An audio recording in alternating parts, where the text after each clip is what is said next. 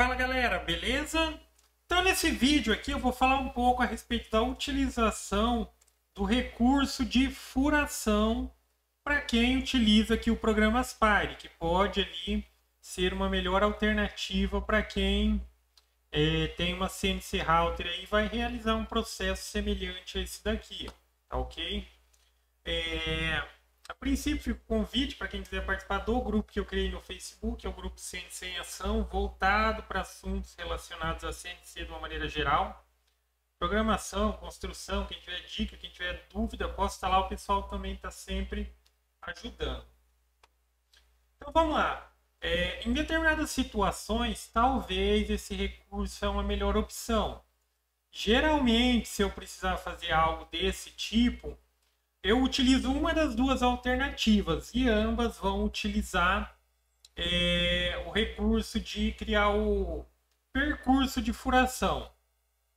A primeira delas, que mais se aplica aí a maioria, não vem a ser um problema de forma alguma, ao invés de você fazer esses furos, você só vai demarcar o centro e posteriormente, se você tem uma furadeira de bancada, é a melhor alternativa, o serviço vai render mais. Então eu coloco, por exemplo, colocaria na CNC para ela fazer só a marcaçãozinha de furo no centro de cada um desses furos. Depois eu coloco na furadeira de bancada e faço o furo. Agora, dependendo do seu equipamento, pode ser que ele tenha capacidade boa ali em termos de força e tudo mais. E ao invés de você utilizar uma fresa, você utiliza uma broca para já fazer os furos na própria CNC. Tá ok? A maioria das fresas próprias para CNC, elas têm capacidade de furar, elas têm a possibilidade, mas não são projetadas para furar. Você pode ver que sempre que você faz um furo na CNC como se fosse uma broca mesmo, descendo com ela totalmente reta, pode ver que dá uma queimadinha ali no material, mais pela questão, pelo formato da fresa. Algumas até têm esse formato, mas pelo formato da maioria das fresas, elas não são eficientes para puxar o resíduo do corte para cima. Então o que acaba queimando é o atrito ali entre esse material que ela está removendo e o material que ainda está fixo. E consequentemente vai esquentar a fresa, pode acontecer de quebrar a fresa. Então sim, é uma alternativa para essa parte do processo, você colocar uma broca na sua CNC, no spindle ali no caso. Dependendo do tamanho do spindle, você vai conseguir colocar uma broca 8, uma broca 10, uma broca 12. Isso depende muito mais da questão ali do tamanho da pinça, o tamanho do seu spindle e capacidades do tipo.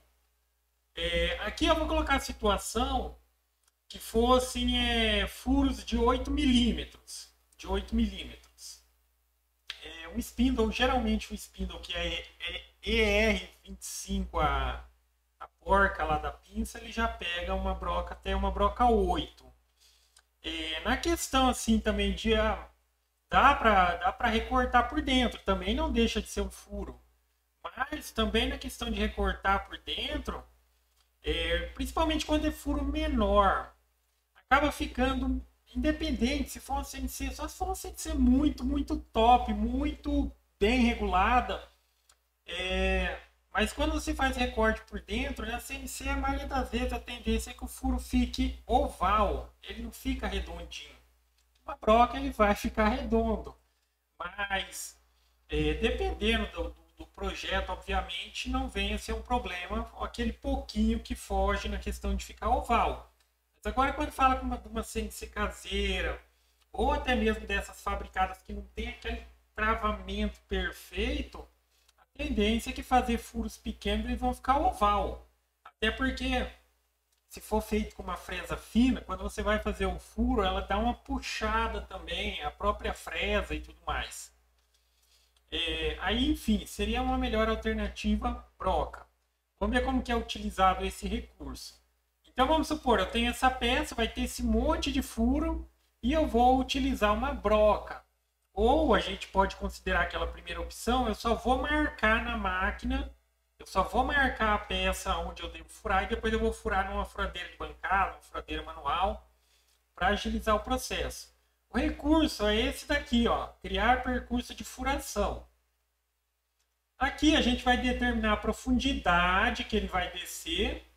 Então, enfim, se aqui fosse material de 16, mas eu quero utilizar só o recurso, eu só vou marcar, e daí eu posso descer uns 3 milímetros só. 3, 3,6, aí fica a critério de cada um. Aí ao invés da fresa, se eu estiver utilizando a fresa entrar toda no material, ela só vai fazer a marquinha para mim onde eu devo furar e depois eu coloco na furadeira de bancada e realizo o processo. Aqui vai determinar a profundidade que ela vai descer. E aqui tem essa opção aqui, ó, de furação faceada. E tem duas opções aqui, ó, sair acima da profundidade do corte inicial. Ou seja, o que vai determinar a profundidade de cada passo ali, a princípio, é o que está determinado na fresa. Tá vendo? Essa fresa está dizendo que a profundidade de passagem dela máxima é 6,5.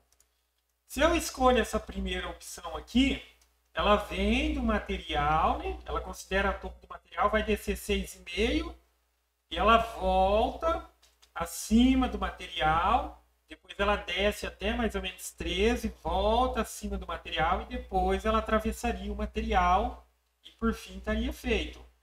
Agora, se eu escolher essa opção aqui, ó, sair acima da altura do passo anterior, ela desce 6,5 e volta até 0.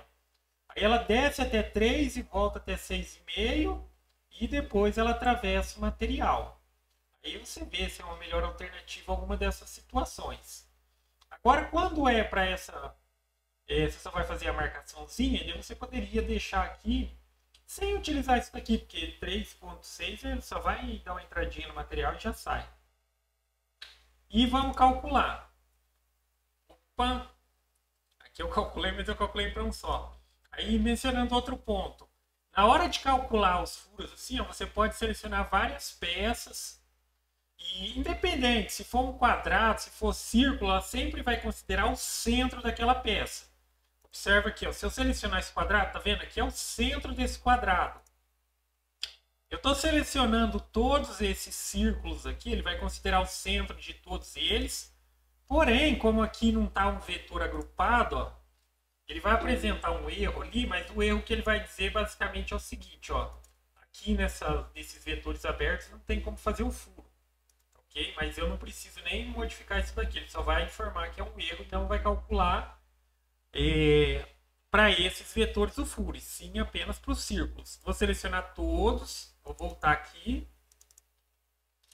Vou selecionar todos e vou calcular. Vendo? Ele está dando um erro aqui, ó, 128 vetores e está dizendo que esses vetorzinhos, que é os tracinhos que está ali, ele não calculou, mas ele calculou 64 furos. Aí aqui ele já fez a melhor rota possível. Olhando por aqui, ó, ele pode ver que quando está essa marquinha no centro aqui é onde ele vai furar. Então essa daqui seria a situação que eu só vou marcar com a fresa e depois eu vou utilizar uma furadeira de bancada, uma furadeira manual para refazer os furos. Agora, de fato, não, quero fazer todos os furos na CNC, minha CNC tem a capacidade, eu acho que vai ficar o melhor resultado e tudo mais. Aí aqui a gente vai trabalhar com a profundidade total, 16. Aqui para a questão de tipo assim, como a gente vai utilizar broca, independente de ser uma broca 8, não necessariamente precisa modificar aqui. Isso daqui talvez mais para o critério da simulação apresentar um resultado idêntico. Mas eu poderia deixar essa daqui mesmo, mas aí eu lembro de modificar aqui os fatores importantes. Essa broca que eu vou colocar, como que eu vou trabalhar nessa questão de quanto o spindle vai descer e vai subir? Se for um material mais duro, eu preciso dar uma entradinha no material menor e tudo mais. Aí vem aqui pela opção editar e você vai modificar aqui a profundidade da passagem. E aí você coloca o valor que você acha interessante aí para um processo de furação de acordo com o material que você está utilizando. Madeira, óbvio que a gente pode fazer uma furação mais mais profunda de uma vez só, dependendo, até mesmo atravessar de uma vez só o material. Se for um material mais duro, reduz essa profundidade de passagem aqui.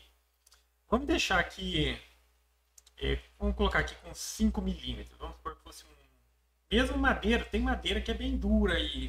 Vamos deixar aqui uns 5 milímetros. Lembrando, a modificação que eu estou fazendo aqui pelo botão editar, ele só interfere nesse percurso de corte. Se em determinado momento eu for criar um percurso de corte e pegar novamente essa ferramenta lá dentro da caixa de ferramenta, ela traz as configurações originais dela.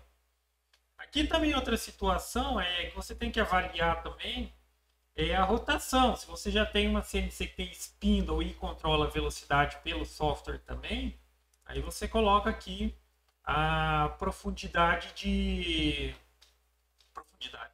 Coloca a velocidade do spindle, tá? Mais, menos. E também velocidade de ataque aqui é a velocidade que ele vai descer ali para cortar esse material. Talvez para o processo de furação, aí você tem que também fazer teste de acordo com o material e daí dar uma reduzida nessa velocidade de entrada do material se for um material mais duro. Deixa aqui uns 500 milímetros por minuto. E, enfim, aqui está feito. Nesse caso da broca, e como eu mencionei, se for um material mais duro, daí é melhor trabalhar com uma dessas duas opções aqui. Ou a saída total de dentro do corte, que essa daqui ela sai de dentro do corte, ela dá o passo e sai de dentro do corte, dá o passo e sai dentro do corte. Ou aqui, se for um material mais mole, pode ser ficando ali dentro do corte, sendo que daí como eu já mencionei que a fresa ela não tem essa capacidade de remoção de material. Já a fresa ela é projetada, conforme ela está descendo, para ela ir puxando o material para cima. Então, muitas vezes você pode utilizar essa daqui, ó, que é a opção de sair apenas acima do passo anterior. Ela desce, volta um pouco. Desce mais, volta na metade do caminho. Desce mais e volta no outro passo. E assim sucessivamente. E vamos calcular aqui. Aqui é aquele erro que está dando conta dos vetores estarem separados. E é isso, tá ok? Aí na hora de executar esse arquivo na sua máquina, vamos supor, vamos só criar mais um outro aqui, porque selecionar esse daqui, só para concluir aqui, passar mais umas dicas.